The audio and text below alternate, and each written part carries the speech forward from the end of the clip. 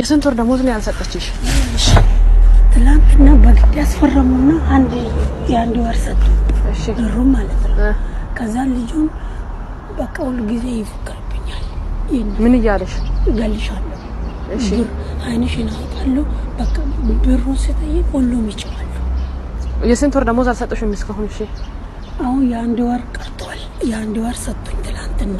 እሺ የአንድ ወር ደሞዝ ነው የቀራቸው እነሱ ጋር ግን ያኛውን ሁሉም ሰጥተዋል። የሰባቱንም አሁን እኮ አልሰጡም። ሲጠይቅ በቃ እዚህ አስቀምጪ አይደለም። አሁን አንቺ ከመጣሽ ስንት ወርሽ ነው እዚህ ቤት?